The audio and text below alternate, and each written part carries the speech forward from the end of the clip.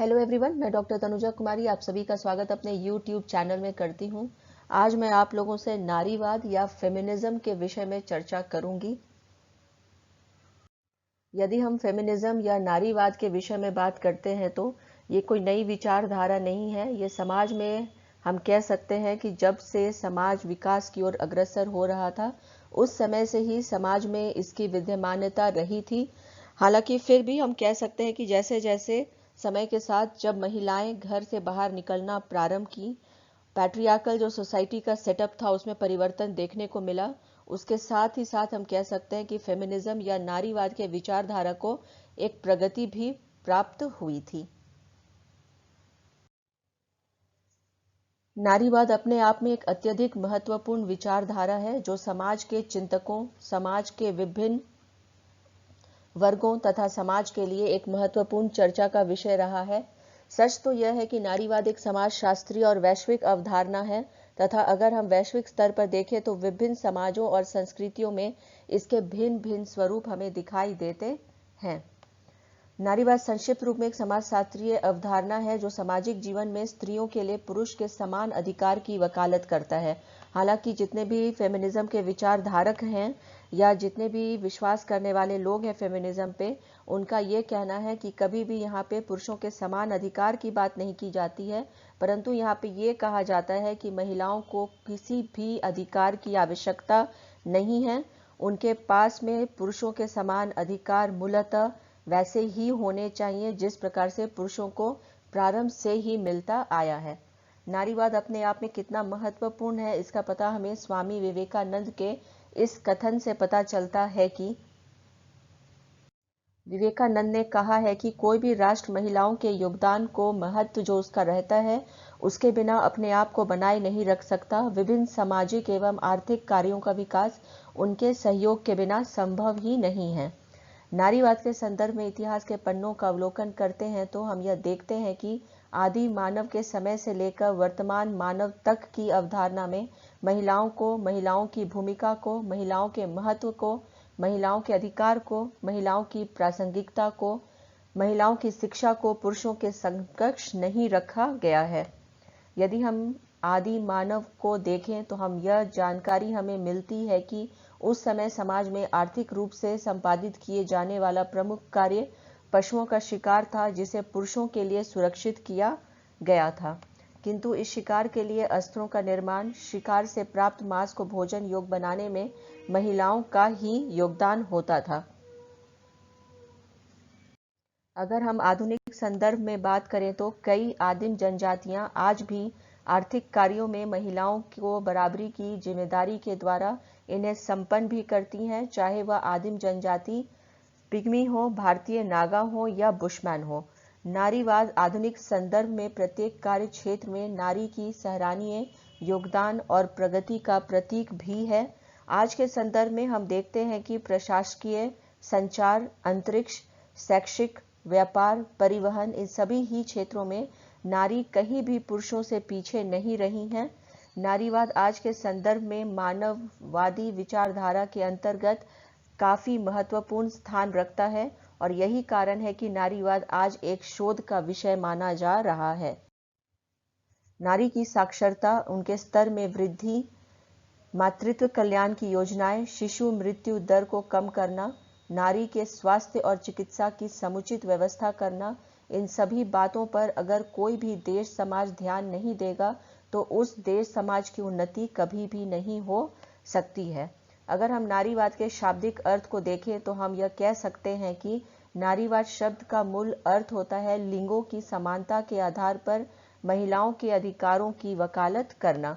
इस दृष्टिकोण से हम यह कह सकते हैं कि नारीवाद किसी भी सामाजिक व्यवस्था या समाज के किसी भी व्यक्ति द्वारा दिए गए इस तर्क का निषेध करता है जो यह कहता है कि नारीवाद पुरुषों को गलत तरीके से यहाँ पे प्रताड़ित करने का कार्य कर रहा है। नारीवाद के अंतर्गत किसी भी स्थिति में किसी भी लिंग के लिए कोई विशेषाधिकार की यहाँ पे हम कह सकते हैं कि स्थान ही नहीं है और ना ही किसी को प्राप्त विशेषता विशेषाधिकार को छीनना ही है। यहाँ हमें यह ध्यान रखना होगा कि विपरीत लिंग पर की गई कोई भी कार्यवाही स्वाभाविक रूप से नारीवाद की परिभाषा में सम्मिलित नहीं है। अगर हम 18वीं शताब्दी की बात करें तो 18वीं शताब्दी में कई शक्तिशाली महिलाएं रही थीं जिन्होंने नारीवाद के संदर्भ में सामाजिक मानदंडों के खिलाफ अपने विचारों, अपने उद्गारों को प्रकट किया था। तो यहाँ पे हमें देखने को यह मिलता है कि 18वीं सेंचुरी के समय से ही बहुत सारी ऐसे महिलाएं रही थी जिनके वजह से नारीवाद की जो विचारधारा है उसको आगे प्रेरित करने में भी और तथा एक इंस्पिरेशनल फोर्स के जैसा भी काम किया था। नारीवाद की विचारधारा और इसकी विशेषताओं को समझने के लिए हमें जैविक विभेद को विशेष रूप से अपने अध्ययन में शामिल करना होगा। नारीवाद स्त्री पुरुष के जैविक विभेद और स्त्री पुरुष के मध्य बांटे गए सामाजिक भूमिकाओं पर विचार करने का आग्रह करता है। नारीवाद के अंतर्गत इस बात की वकालत की जाती है कि संपत्ति के अधिकार के साथ साथ सामाजिक, आर्थिक, राजनीतिक इन सभी में स्त्रियों को, महिलाओं को, पुरुषों को एक समान अधिकार और श्रेष्ठता प्राप्त हो। नारीवाद के अंतर्गत समाज के उस सोच, उस स्थिति, उस विचारधारा, उस संदर्भ को चुनौती दी जाती है जिसमें सिर्फ पुरुष को ही उचित स्थान और विशेषाधिकार के योग्य माना गया है और नारी को उसके नीचे स्थान दिया गया है। नारीवाद का सिद्धांत, नारीवाद की अवधारणा, नारीवाद की विचारधारा के अंतर्गत पितृसत्तात्मक समाज को चुनौती दी गई है और यह बताया गया है कि नारीवाद मात्र सत्ता का समर्थन नहीं करता है बल्कि नारीवाद स्त्री और पुरुष दोनों की समान सत्ता की विचारधारा में विश्वास रखता है। नारीवाद स्पष्ट करता है कि समाज की अवधारणा जो लैंगिक आधार पर स्त्री और पुरुष में भेद करता है वह बिल्कुल ही अनुचित है। यह तो प्राकृतिक और जैविक आधार है जिससे एक नर के रूप में जन्म लेता है और एक मादा के रूप में जन्म लेता है। समाज इस नर और मादा के लिए अलग अलग व्यवस्था और सोच और अधिकार बनाकर इन दोनों में विभेद उत्पन्न करने का कार्य करता है। नारीवाद स्पष्ट करता है कि समाज के दो मुख्य आधार नर और नारी में असमानता प्रकृति के द्वारा उत्पन्न नहीं की गई है बल्कि इस असमानता का जनक स्वयं समाज ही रहा है। नारीवाद के अंतर्गत स्पष्ट किया गया है कि लैंगिक असमानता जैविक है और प्राकृतिक है। लैंगिक असमानता सामाजिक स्तर पर समाज के द्वारा ही उत्पन्न की गई है। जीव विज्ञान के अनुसार बच्चों को जन्म देने की क्षमता सिर्फ नारी में ही है। पुरुष बच्चों को जन्म नहीं दे सकते। यहाँ पर नारीवाद का यह विचार है कि स्त्रियों के द्वारा बच्चों के जन्म देने के कारण समाज की यह विचारधारा कि बच्चों का पालन पोषण सिर्फ और सिर्फ स्त्रियां करें, यह गलत है। पुरुष भी बच्चों का पालन पोषण कर सकते हैं या बच्चों के पालन पोषण में दोनों समान हिस्सेदारी और जिम्मेदारी निभा सकते हैं। अगर घरेलू कार्यों की बात की जाए तो आज भी अधिकांश घरों में महिलाओं द्वारा संपूर्ण घरेलू कार्यों को किया जाता है और यही नहीं, घरेलू कार्यों के अतिरिक्त उन्हें अन्य कई कार्यों को भी संपन्न करना होता है। इस संदर्भ में हम गांव की महिलाओं का उदाहरण दे सकते हैं जो खेतों में जाकर कटाई करने से लेकर पशुओं को चारा बना के देना तथा साथ ही साथ पशुओं को यहाँ पे दूर दराज ले जा करके वहाँ के नदियों से जा करके पानी भी ले करके आना, यह सभी महिलाओं को अतिरिक्त कार्य जो है वो करने पड़ते हैं। यदि नारी घर का काम कर सकती हैं तो पुरुष क्यों नहीं कर सकते। नारीवाद समाज की सोच के कारण महिलाओं के कंधे पर पड़ने वाले घर और बाहर के इस दोहरे भार की चर्चा यहाँ पे किया जाता है। जितने भी विचारक रहे हैं नारीवाद के, वह इस बात की वकालत करते हैं कि यदि नारी पुरुष पर निर्भर है तो पुरुष भी नारी पर निर्भर है। नारीवाद को इतिहासकार वैश्विक संदर्भ में 3 कालखंडों में विभाजित करते हैं, जिसमें प्रथम चरण 19वीं शताब्दी से 20वीं शताब्दी के प्रारंभ तक बताया गया है तथा नारीवाद का दूसरा चरण 1960 से 1970 तक बताया गया है तथा तीसरा चरण के संदर्भ में कहा गया है कि यह 1990 से प्रारंभ होकर वर्तमान में भी प्रभावी है। तो यहाँ पे हम देख सकते हैं कि जो फेमिनिज्म है इसका जो डेवलपमेंट का जो फेज रहा है वो अभी भी विकास के जो फेज है या डेवलपमेंट के फेज में ही हमें दिखाई देता है। नारीवाद के विषय में यदि हम बात करते हैं तो प्रथम विश्व युद्ध की इसमें महत्वपूर्ण भूमिका रही है। क्योंकि प्रथम विश्व युद्ध के बाद महिलाओं के लिए समाज में एक नई सोच का उदय हुआ था, जिसके कारण इस समय महिलाओं की भूमिका के सामाजिक परिदृश्य में एक क्रांतिकारी परिवर्तन हुआ। यद्यपि यह परिवर्तन अमेरिका और इंग्लैंड तक ही सिमट कर रह गया था। नारीवाद के संदर्भ में हमें कई दृष्टिकोण दिखाई देते हैं। फर्स्ट जो इसमें से है वह उदारवादी नारीवाद है, या जिसे हम लिबरल फेमिनिज्म के नाम से भी जानते हैं। सर्वप्रथम हम उदारवादी नारीवाद की चर्चा करेंगे। उदारवादी नारीवाद के अंतर्गत इस बात की वकालत की गई है कि जनतांत्रिक व्यवस्था को कायम रखते हुए राजनीतिक हस्तक्षेप के द्वारा स्त्रियों की सामाजिक अधीनता स्थिति की समस्या के विरुद्ध आवाज उठाते हुए इसके लिए समाधान को ढूंढा जाए। उदारवादी नारीवाद के अंतर्गत मुख्य रूप से नारी के लिए शिक्षा के क्षेत्र में आगे आने की आवाज उठाई गई है। उदारवादी नारीवाद में इस बात की वकालत की गई है कि यदि नारी को पुरुषों के समान शिक्षा कौशल दिया जाए तो स्वतः ही उन्हें समाज में पुरुषों के समान सामाजिक महत्व और स्थान प्राप्त हो जाएगा।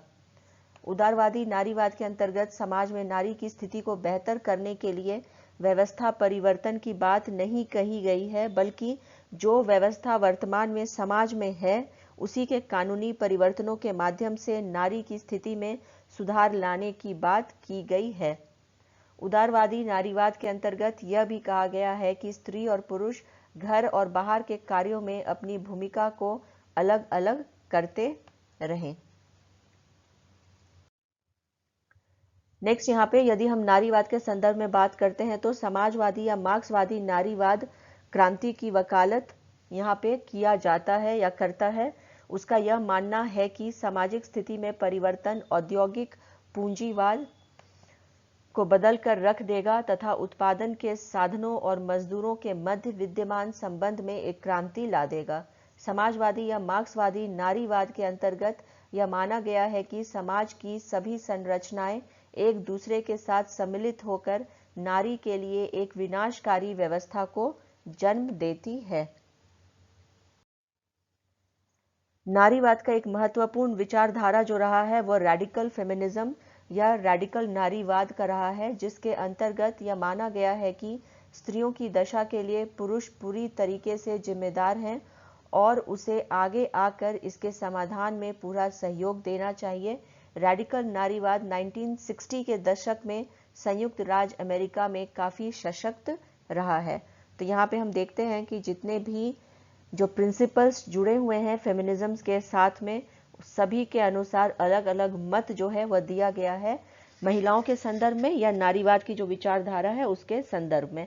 नारीवाद के संदर्भ में एक महत्वपूर्ण दृष्टिकोण के रूप में उत्तर आधुनिक नारीवाद है, जिसका प्रारंभ 1980 में माना गया है। अगर हम उत्तर आधुनिक नारीवाद की विचारधारा की बात करें तो इस विचारधारा में हेलेन सी जोस, जूलिया क्रेस्टोवा, लूस इरिगारे जैसे सामाजिक विचारकों का काफी अधिक महत्व है। उत्तर आधुनिक नारीवाद की विचारधारा की बुनियाद में के नींव में फूको, डेरिडा, लुकमैन, सिमोन दिबूबा जैसे विचारकों का विचारधारा विद्यमान रहा है।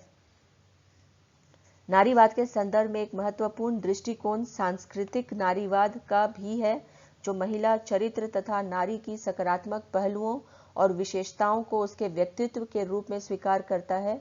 इस दृष्टिकोण के अंतर्गत नारी की विशेषताएं जैसे भावुकता, सहनशीलता, आश्रय देने की क्षमता के सकारात्मक पक्ष को बताया गया है। ऐसा लोगों का मानना है कि सांस्कृतिक नारीवाद के नींव में महिला और सामाजिक कार्यकर्ता मार्गरेट फुलेट का योगदान अवर्णनीय है। इनके द्वारा महिलाओं के सहज और सरल पक्ष, प्रबुद्ध तर्कवादिता जैसी विशेषताओं को सामने रखा गया है।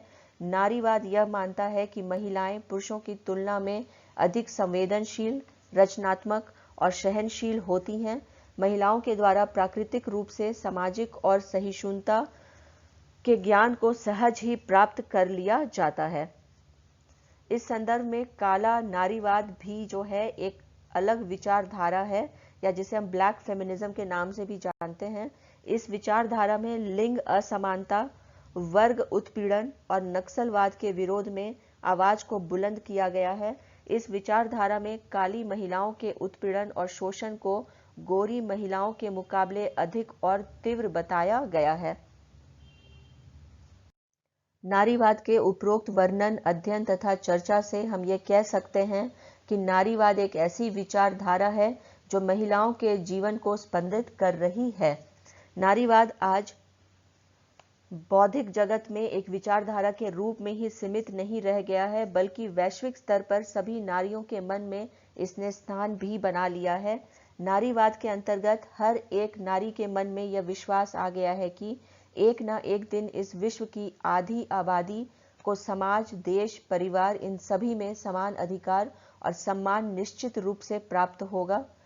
नारीवादी विचारधारा के समर्थक वास्तव में उस वातावरण, परिवेश, सोच, व्यवस्था को बदलना चाहते हैं जिस कारण नारी के व्यक्तित्व का विकास का मार्ग अवरुद्ध हो रहा है। नारीवाद के अंतर्गत सबसे महत्वपूर्ण जो बात रही है वह यह है कि इसके अंतर्गत नारी और पुरुष की मानसिकता तथा बुद्धि, कौशल के संदर्भ में विचार किया गया है तथा इसमें परिवर्तन की वकालत की गई है। नारीवाद समाज में पुरुषों के विशेषाधिकार और स्त्रियों के पुरुषों के अधीनता के आलोचनात्मक विश्लेषण करता है। यही कारण है कि वैश्विक स्तर पर आज कोई भी देश, चाहे वह विकसित हो, पिछड़ा हुआ हो या विकासशील हो, नारियों के अधिकार, नैतिकता, सांस्कृतिक मूल्यों, न्याय के संदर्भ में एक अग्रसारित सोच रखता है और पितृसत्ता जैसे पुराने विचारधारा से अपने को मुक्त भी करता है। नारीवाद महिलाओं के अधिकारों के संदर्भ में राजनीतिक, सामाजिक और आर्थिक क्षेत्र में समानता की वकालत करता है।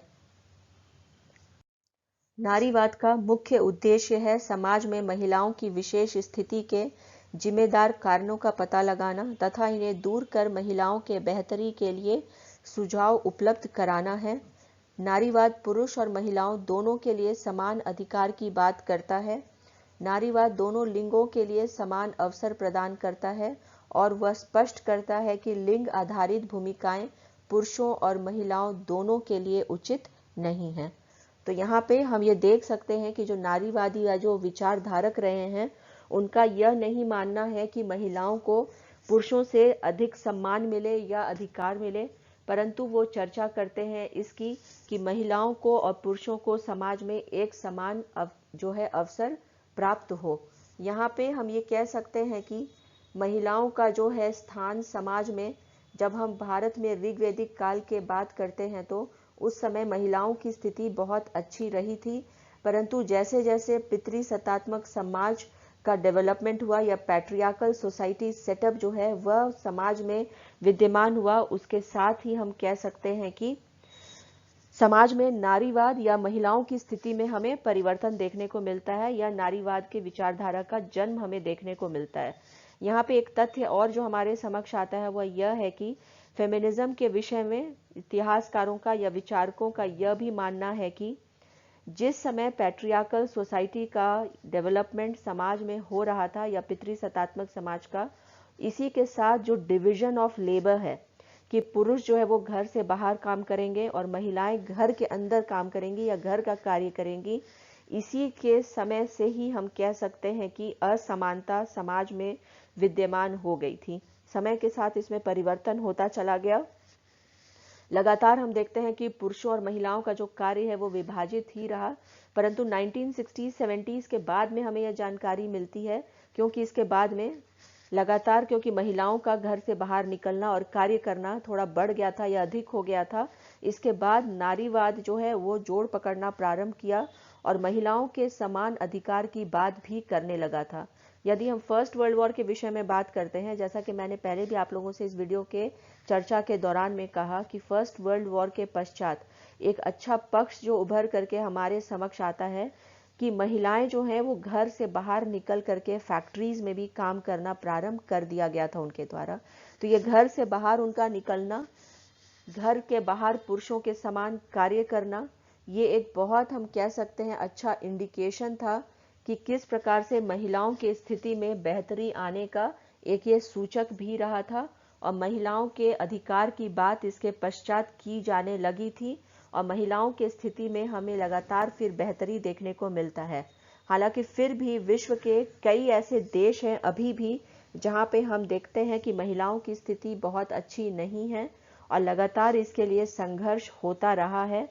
फेमिनिज्म कोई एक ऐसा नहीं है विचारधारा जिसमें कि महिलाओं को अधिक अधिकार की मांग की जाती है, परंतु समानता की बात की जा रही है। और साथ ही साथ हम यहाँ पे ये भी कह सकते हैं कि फेमिनिज्म जो है वो एक ऐसी विचारधारा है जो शायद यदि इसको पूर्ण रूपेण तरीके से अपना लिया जाए तो समाज बहुत ही अच्छा दिखाई देगा, या समाज बहुत ही अच्छे बेहतर स्थिति में होगा जो सभी लोगों के लिए एक समान अधिकार भी प्रदान करेगा। इसी के साथ मैं अपने इस चर्चा को यहाँ पे विराम देती हूँ। यदि आप लोगों को मेरा यह वीडियो फेमिनिज्म से संबंधित पसंद आया हो तो प्लीज़ लाइक करें, शेयर करें और सब्सक्राइब करें। Thank you. Please stay connected.